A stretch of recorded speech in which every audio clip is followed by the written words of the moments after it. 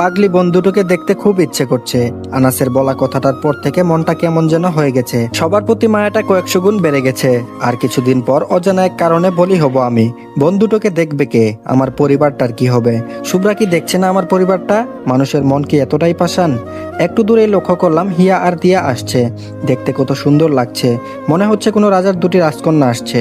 দুজনের মুখেই মিষ্টি হাসি, দেখে বোঝার উপায় নেই কোনটা হিয়া আর কোনটা দিয়া। চোখের পানি আর আটকে রাখতে পারলাম না। এভাবে হয়তো এটাই শেষ দেখা বোনদের। আর কোনোদিন হয়তো স্কুলে এসে কেউ ডাকবে না তোদের ভাই এসেছে।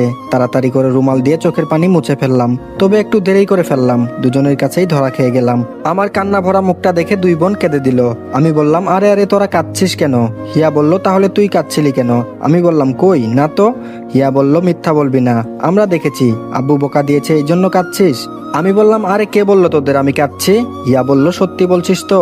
আমি বললাম, গাছ থেকে ময়লা পড়েছিল চোখে, এখন ব্যাগ নিয়ে চলে আয়, আমি প্রধান শিক্ষকের থেকে ছুটি নিয়েছি। হিয়া বলল, সত্যি? আমি বললাম, দুজন খুশি হয়ে চলে এলো। অবাক হয়ে ভাবছি আমার প্রতি কত ভালোবাসা বোনদের। এমনি বাড়িতে সারাদিন ঝগড়া লেগে থাকবে। যখন আমার কোনো অসুখ হয় দুজনের একজনকেও পাশ থেকে ছড়ানো যায় না। একদিন ক্রিকেট খেলতে গিয়ে পায়ে ব্যথা পেয়েছিলাম। সে কি কান্না দু বোনের! মনে হচ্ছিল ব্যথাটা আমি পাইনি, তারা পেয়েছিল। আমার সামান্য ব্যথাটা ওরা সামলাতে পারেনি। আর কিছুদিন পর যখন অপঘাতে মৃত্যু হয়ে ক্ষতবিক্ষত লাশটা বাড়ির উঠানে পৌঁছবে, ওদের কে সান্ত্বনা দিবে সেদিন? স্কুল টাইমের বাকি সময় দুজনকে নিয়ে শহরটা ঘোরাঘুরি করলাম। তাতে যদি মনের চিন্তাটা একটু কমে। তবে মৃত্যু তো চারটিখানি কথা নয়। ক্যান্সারের রোগীকে জিজ্ঞেস করে দেখুন তার কাছে পৃথিবীর মূল্য কত। আমি এখন ক্যান্সারের রোগীর থেকে কোনো অংশে কম না। হাঁটি হাঁটি পা পা করে আনাসের ল্যাবে প্রবেশ করলাম। এত কিছু আনাস কিভাবে জোগাড় করলো সেটাই মাথায় আসছে না। 6 মাস আগে দেখেছি বেশ কিছু নেই ল্যাবে, এখন অনেক কিছুই যুক্ত হয়েছে। বড় মাল্টিমিডিয়া প্রজেক্টরও লাগানো হয়েছে, চারপাশে অনেক যন্ত্রপাতি। আমি অবশ্য এগুলোর নাম জানি না।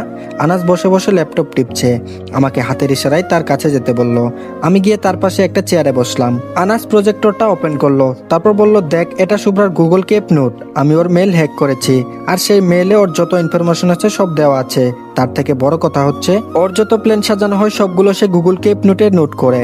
এত বড় একটা মিশন তো চারটিখানি কথা নয়। আমি বললাম, ইমেলও কি হ্যাক করা যায়? আনাস বলল, নিজে একটা ওয়েবসাইট তৈরি করেছি যেটা দিয়ে পারা যায়, তবে আমাকে ছাড়া কেউ পারবে না।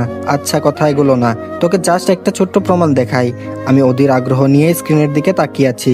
আনাসের দেখানো প্রমাণ দেখে তো আমার অবস্থা আরো সিরিয়াস হয়ে গেল। তবে কি সব সত্যি? আনাসের মুখ থেকে শোনা কথা তো আর অবিশ্বাস করার মতো না।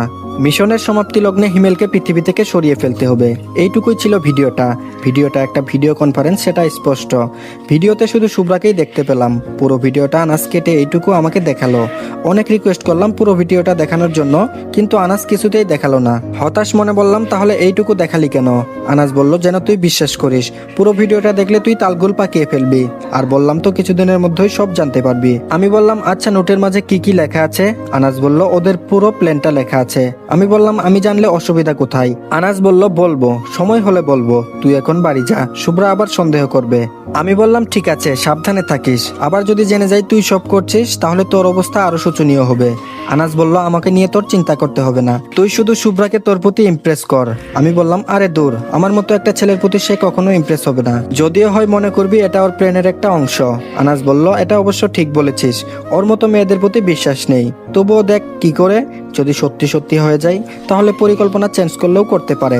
আমি বললাম, আনাস বলল, আমি বললাম, এই অপঘাতে যদি আমার মৃত্যু হয় আমার পরিবারটার দিকে একটু দেখিস, আমি ছাড়া তো পরিবারের আর কোনো ভরসা নেই। আনাস বলল, আরে দূর, অযথা চিন্তা করিস না, সব ঠিক হয়ে যাবে, আল্লাহ ভরসা। রাস্তা দিয়ে মনে হাঁটছি আর ভাবছি কি হতে চলেছে আমার জীবনটাই। সহজ সরল মানুষের কোনো দাম নেই পৃথিবীতে, মানুষের উপকার করতে নেই। মেয়েটার মুখের দিকে তাকিয়ে নিজে কত বড় স্যাক্রিফাইস করলাম, নিজের সুখের জীবন দূরে ঠেলে দিতে একটু পিছু পাইনি। হয়তো তার এটা পূর্ব পরিকল্পনা ছিল, কিন্তু আমার সরলতা আর পবিত্র আত্মাটা তো খারাপ কিছু করেনি। প্রতিদানটা এভাবে পাবো কখনো চিন্তা করিনি। যাই হোক, বিধাতা যা করে সব ভালোর জন্যই করে। হঠাৎ ঝোপের আড়ালে নাড়াচাড়ার শব্দ পেলাম। আমি জায়গায় দাঁড়িয়ে গেলাম। প্রথমে ভাবলাম হয়তো চতুষ্পদ যন্ত্র, কিন্তু হঠাৎ কোনো মেয়ের কণ্ঠ হেল্প শব্দটা শুনতে পেলাম। আর কোনো শব্দ আসছে না, বুঝতে বাকি নেই এখানে কি হচ্ছে। একবার ভাবলাম যাব, পরক্ষণেই মনে হলো মানুষের উপকার করে কোনো লাভ নেই, এর বিপরীতে শাস্তি পেতে হয়। মানুষের উপকার করা ছেড়ে দিয়েছি, আবার সামনের দিকে 2 পা বাড়ালাম। হঠাৎ আবার পিছন থেকে একই শব্দ কানে আসলো। কি করব ভেবে পাচ্ছি না। আবার চিন্তা করলাম, এখানে যদি হিয়া বা দিয়া কেউ হয় তখন আমি কি করতাম? সেও তো কারো বোন। ধ্যাত, আবেগের দাম নেই। পরীকে তো এত বিশ্বাস করেই বাড়িতে নিয়ে এসেছিলাম, এখন কাল হয়ে দাঁড়িয়েছে।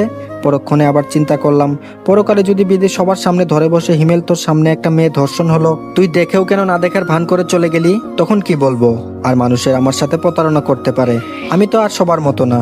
আমার ভিতরের বিবেক এখনো মরেনি, যা হবার হবে। রাস্তার এক পাশ থেকে একটা লাঠি নিয়ে দৌড় দিলাম ঝোপের দিকে, কিন্তু কোথাও কেউ নেই। ফোঁচ করে শব্দ হলো, অনুভব করলাম পেটের ভিতর কেউ ছুরি ঢুকিয়েছে। পিছনে তাকাতেই অন্ধকারে কিছু সঠিক বুঝতে পারলাম না, তবে এটা স্পষ্ট সে একটা মেয়ে। ছুরিটা সে পেট থেকে আবার টান দিয়ে বের করে আবার আঘাত করতে যাবে, আমি তার আগেই তাকে ধাক্কা দিয়ে সরিয়ে দিলাম দূর। কোনো রকম রাস্তায় এসে একটা গাড়ির সাথে হুমড়ি খেয়ে পড়লাম। তারপর আর কিছু বলতে পারবো না। হসপিটালের বেডে নিজেকে আবিষ্কার করলাম, আশেপাশে কেউ নেই। পুরো শরীরের মাঝে অনেক কিছুই লাগানো আছে, সব চিকিৎসার যন্ত্র। ক্লান্তি নিয়ে আবার চোখ বুঝলাম, মনে করলাম সেদিন রাতের ঘটনা। মনটা আমার প্রথমেই বাধা দিয়েছিল যাসনে, পৃথিবী বড্ড পাষাণ, কিন্তু বিবেকের তাড়নায় ঠিক হয়ে গেলাম এবং পেলামও তার শাস্তি। মেয়েটা কে হতে পারে? শুভ্রা ছাড়া এই মুহূর্তে আমার কোনো শত্রু নেই। শুভ্রাই করবে, হ্যাঁ শুভ্রাই। কিন্তু প্ল্যান অনুযায়ী সে তো আমাকে মারার ডেট 12 তারিখ, এর আগে কেন আক্রমণ করলো?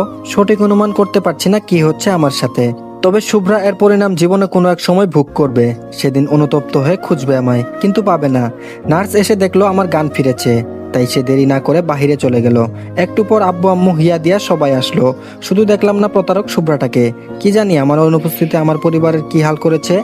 আম্মু এসে তো রীতিমতো কান্না শুরু করে দিল, সাথে হিয়া আর দিয়াও। কিছু একটা বলে তাদের শান্ত করলাম। একটু পর পুলিশ আসলো, আমাকে জিজ্ঞেস করলো কেমন আছেন। আমি বললাম ভালো আছি। পুলিশ বলল, আচ্ছা আপনাকে কিছু প্রশ্ন করি, কাইন্ডলি একটু বলবেন সেদিন আপনার সাথে কি হয়েছিল? আমি বললাম আমি আমার ফ্রেন্ডের বাসা থেকে ফিরছিলাম, রাস্তা দিয়ে হাঁটছি, এমন সময় শব্দ পেলাম ঝোপের আড়ালে। আমি কি না কি ভেবে আবার সামনের দিকে হাঁটতে শুরু করলাম। তখন একটা মেয়ে কণ্ঠে হেল্প শব্দটা শুনতে পাই। প্রথমে না যেতে চাইলেও পরে বিবেকের টানে গিয়েছিলাম। সেখানে গিয়ে দেখি কেউ নেই। হঠাৎ আমার পিছন কে যেন চাকু দিয়ে আঘাত করলো। পরে আমি তাকে ধাক্কা মেরে কোনো রকম রাস্তায় একটা গাড়ির সাথে হুমড়ি খেয়ে পড়ি। তারপর আর কিছু মনে নেই। পুলিশ বলল 2 দিন পর আপনার জ্ঞান ফিরলো, আচ্ছা আপনি কি লোকটাকে স্পষ্ট দেখেছেন? আমি বললাম না। পুলিশ বলল আপনার কি কাউকে সন্দেহ হয়? আমি বললাম আন্দাজে কাকে সন্দেহ করব স্যার? পুলিশ বলল আচ্ছা ঠিক আছে, সুস্থ হলে একবার থানায় আসবেন। আমি বললাম জি আচ্ছা। একবার ইচ্ছে করছিল পরীর নামটা বলে দেই, কিন্তু কিভাবে পরীর নাম বলবো? সেদিন তো আমি মেয়েটাকে স্পষ্ট দেখিনি। হন্তদন্ত করে পরী আমার কেবিনে ঢুকলো, আমার পাশে দিয়া বসেছিল। পরীকে দেখে দিয়া বলল, ভাবি তুমি একটু ভাইয়ার পাশে বসো, আমি ওয়াশরুমে যাব। পরী মাথা নেড়ে সম্মতি জানালো, কিন্তু আমার মনে খটকা লেগে গেল। দিয়া পরীর সাথে বাংলা কথা বলল, আবার পরী সেটা বুঝার ভান ধরে সম্মতিও জানালো। তার মানে পরীর মেডিসিনের প্রভাব কেটে গেছে, সে সবার সাথে বাংলা বলছে। যাই হোক, পরীকে দেখে একটু ভয় পেলেও মনের গহীনে থাকা একটু ঘৃণা অনুভব করলাম তার প্রতি। একটা মানুষ কতটা নীচ হতে পারলে এই কাজটা করতে পারে। আমি পরীকে দেখেও না দেখার ভান ধরে দক্ষিণের জানালাটার দিকে তাকিয়ে আছি। হসপিটালের জানালাগুলোও অনিরাপদ, গ্রিল লাগানো নেই, শুধু থাই লাগানো। আমাকে চমকে দিয়ে পরী এসে আমার মুখোমুখি বসলো। আমি আবার বিরক্ত নিয়ে অন্যদিকে তাকিয়ে রইলাম। এখন অভিনয় করবে সেটা ভালোই বুঝি। বলতে ইচ্ছে করছিল অভিনয় না করে চাকুটা দিয়ে গলাটা কেটে ফেলো। মরেছে কিনা বেঁচে আছি সেটা দেখতে আসছে, হারামি কোথাকার। পরী বলল, আমাকে ইগনোর করছেন কেন? পরীর মুখে শব্দ শুনে চমকে উঠলাম। মিষ্টি কণ্ঠে অভিমানী অভিনয়টা মন্দ নয়। যাই হোক, আমি না বুঝার ভান ধরে রইলাম।